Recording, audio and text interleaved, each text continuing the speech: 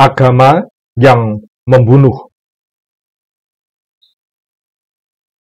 Dalam prolog untuk buku Atas Nama Agama, Bambang Sugiarto menyampaikan pengamatan yang jitu tentang salah satu akar penyebab konflik antar agama. Kemelut dalam tubuh masing-masing agama sendiri, menurut dia, seringkali memproyeksi keluar. Sikap agresif berlebihan terhadap pemeluk agama lain seringkali merupakan ungkapan yang tak disadari dari chaos dan ketegangan dalam tubuh agama itu sendiri. Sejak awal sejarah manusia hingga era modern ini, agama tampaknya merupakan mesin pembunuh paling keji yang justru disakralkan.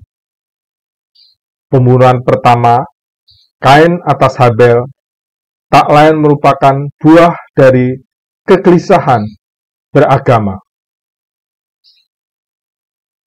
Banyak agama yang bermunculan kemudian menampilkan sosok Tuhan sebagai penguasa yang bengis, yang haus darah, dan menuntut kurban manusia. Sampai kini, tidak sedikit orang yang tidak segan-segan membunuh sesamanya, konon demi merebut tiket ke surga. Di tangan agama semacam itu, harkat dan martabat manusia merosot begitu rendah. Agama gagal memuliakan manusia. Humanisme sekuler, agama modern, namun akarnya sejak kejatuhan manusia di Taman Eden, misalnya, justru mempertanyakan apakah janin itu sudah manusia atau belum. Alih-alih menghidupkan, agama justru membunuh manusia.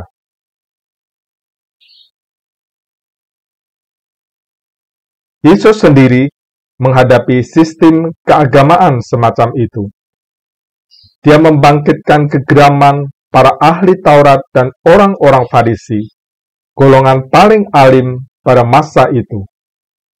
Ia menjungkir balikkan tradisi mereka yang canggih berbelit-belit dan lebih cenderung membelenggu daripada memerdekakan.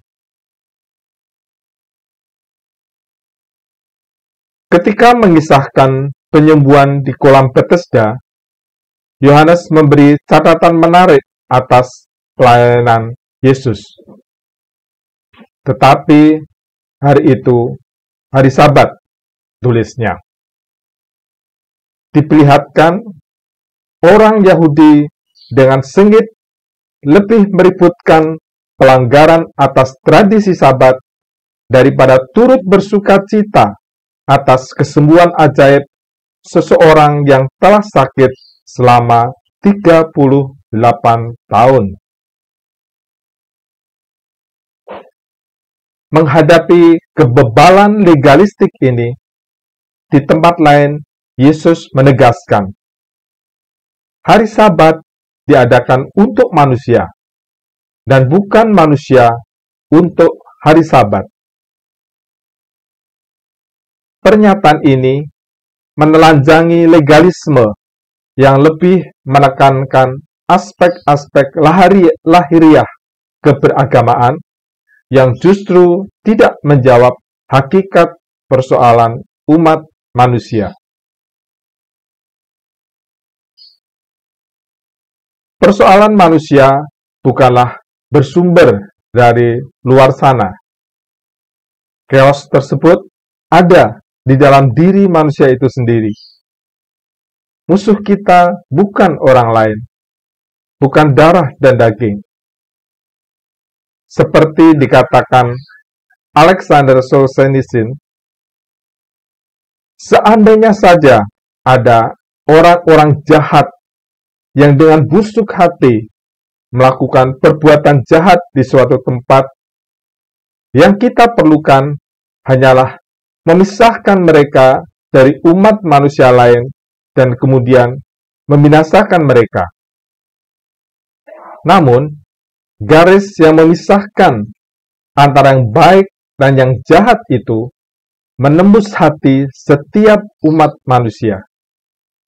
Siapakah yang rela membinasakan sepenggal hatinya sendiri? Dengan demikian, yang diperlukan manusia bukanlah seperangkat hukum yang lebih ketat, yang justru membangkitkan fanatisme buta. Kita memerlukan anugerah yang sanggup mengubah kehidupan kita dari dalam. Itulah yang ditawarkan Yesus. Kedatangannya sendiri digambarkan sebagai penuh dengan anugerah dan kebenaran. Anugerah itulah yang pada gilirannya akan memulihkan manusia ke dalam harkat dan martabatnya yang sesungguhnya sebagai citra Tuhan. Untuk misinya tersebut, Yesus dicurigai, dibenci, dan akhirnya dibunuh di kayu salib. Namun, kayu salib tidaklah mengakhiri misinya. Kayu salib justru menggenapinya. Karena dialah damai sejahtera kita, yang telah mempersatukan kedua pihak, dan yang telah merubuhkan tembok pemisah, yaitu perseteruan. Sebab dengan matinya sebagai manusia, ia telah membatalkan hukum Taurat dengan segala perintah dan ketentuannya, untuk menciptakan keduanya menjadi satu manusia baru di dalam dirinya, dan dengan itu mengadakan damai sejahtera, dan untuk memperdamaikan keduanya di dalam satu tubuh dengan Allah oleh salib, dengan melenyapkan perseteruan pada salib itu. Salib, kematian terhadap penggalan hati kita yang jahat, merupakan jalan untuk membebaskan diri dari agama yang membunuh. Selamat merayakan Jumat Agung.